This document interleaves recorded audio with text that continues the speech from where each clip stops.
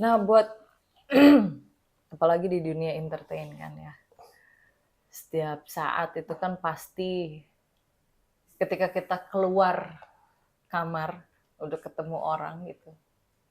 Sudah pasti wajib adanya menyenangkan banyak orang kan ya. Tapi pun sebagai manusia biasa butuh juga tempat cerita mungkin kan. Pertanyaannya tuh ada nggak ya misalkan sahabat atau teman nanti ke depannya gitu kan yang klik gitu. Jadi gini, orang-orang istimewa itu tugasnya adalah menjalankan keistimewaan. Itu yang penting.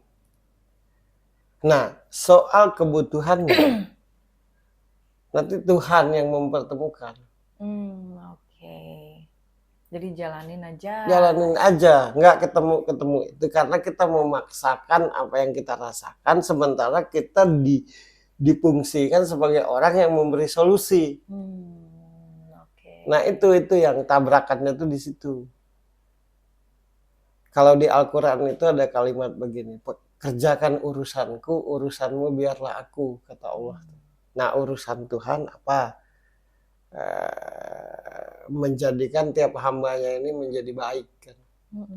Nah dia utuslah orang-orang yang istimewa di ruang lingkupnya masing-masing untuk memberi jalan itu sendiri.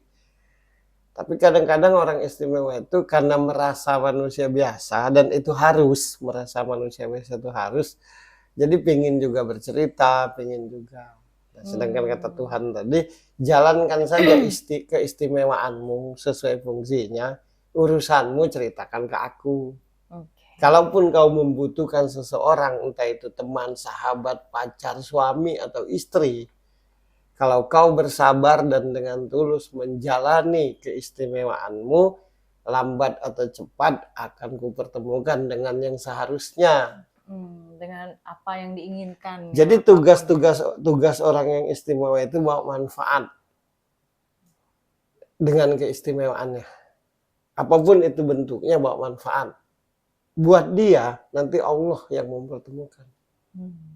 Makanya kerjakan urusanku, urusanmu biarlah aku. Oke. Kira-kira apa nih yang Freya mungkin sampai sekarang masih belum menyadari gitu tentang salah dirinya. Satunya dia seperti tidak terima bahwa dia punya kelebihan tadi yang dinamakan indigo. Oh, dia sebenarnya makanya kan ada kalimat dia takut orang-orang di sekitarnya jadi takut gitu, itu kan bukti dia belum terima kan. Tapi itu gift, dari situlah dia menarik, dari situlah dia beda dari yang lain. Aku tidak tahu dia, jujur aja. JKT48. JKT48. Nggak pernah lihat ya. fotonya, nggak pernah lihat JKT48 gitu ya, kalau bahasa Indonesia. Iya, JKT48. Aku tidak pernah dengar, pernah tonton waktu featuring sama Iwan Fals kalau nggak salah. Pernah kan? Pernah sekali di salah satu stasiun TV. Tapi aku tidak tahu personil itu siapa. Cuma menurutku pria ini justru karena kelebihan itulah dia jadi menarik, dia jadi unik, dia jadi ini jadi ingatan orang-orang gitu. Karena kelebihan itu dia, orang ngeliat dia adem gitu, adem kan orangnya, santai kan, terlihat kan. Aku nggak tahu orangnya, tapi mencoba membacanya aja gitu. Yang aku baca yang jelas itu dia orang yang gigih gitu. Dia iya, artinya berani. Punya sikap dia tuh, orang yang punya sikap. Nah gitu. Dan menurutku batinnya tajam. Dia bisa merasakan bahwa hal yang tidak baik, hal yang positif, hal yang negatif.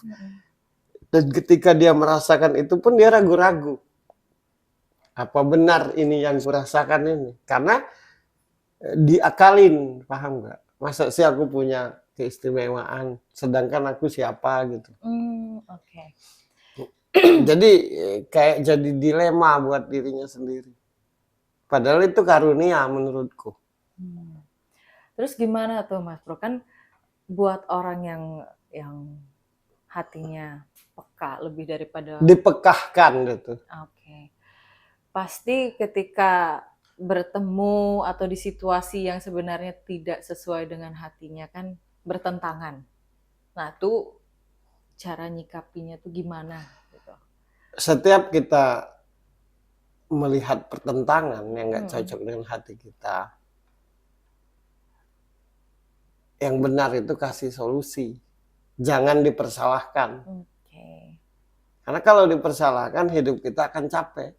Karena dimanapun berada selalu saja ada yang tidak cocok dengan kita. Pasti. Nah, jadi ketika kau melihat persoalan, beri jalan keluar. Berikanlah jalan keluar yang engkau ketahui. Kalaupun tidak, diam aja.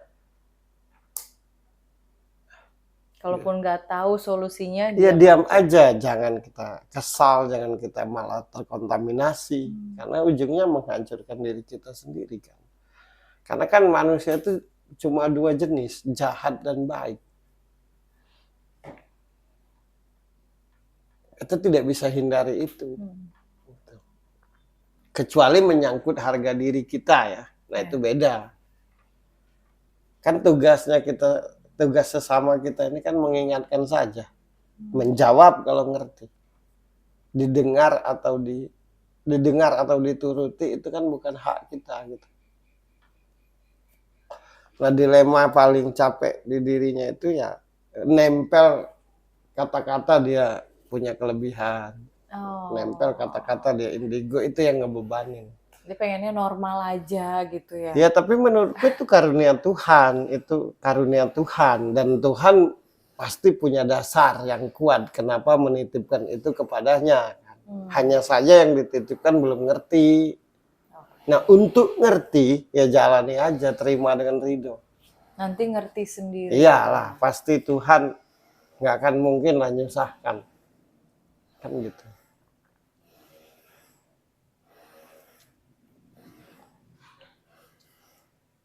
Hidupnya menurutku secara persoalan menjalani kehidupan mah orangnya nggak begitu ribet ya, nggak begitu ruwet gitu, nggak begitu ngoyo gitu. Yang aku rasakan dominan pikirannya ya gimana supaya menjadi manusia yang bernilai di bidangnya.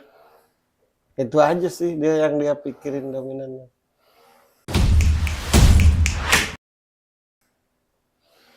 Soal misalkan pasangan, soal jodoh, dia mengalir aja menurutku orang. Soal rezeki dia ngalir aja.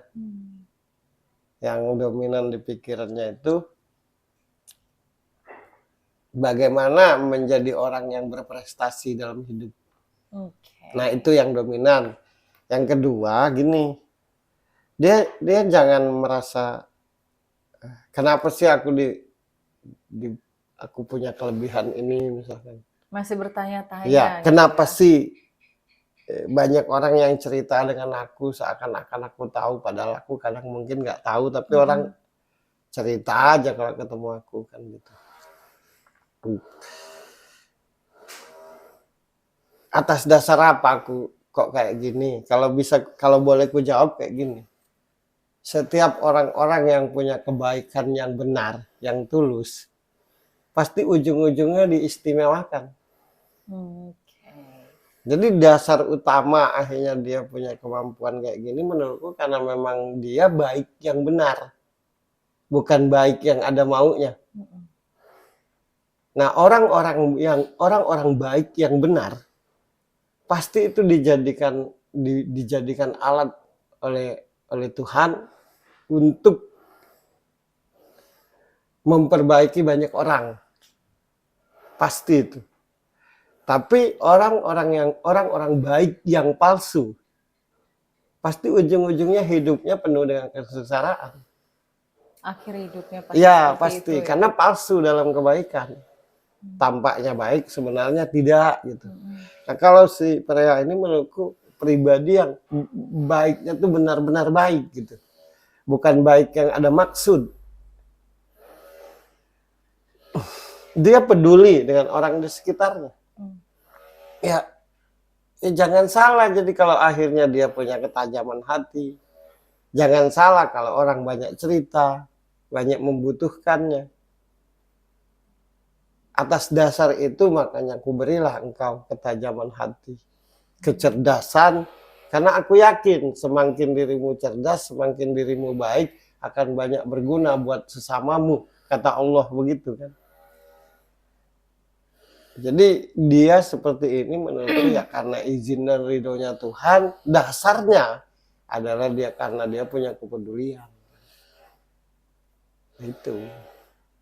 Cuma kadang-kadang kalau berhadapan dengan orang istimewa itu kan tanggapan orang udah negatif aja kan. Kayak apa gitu.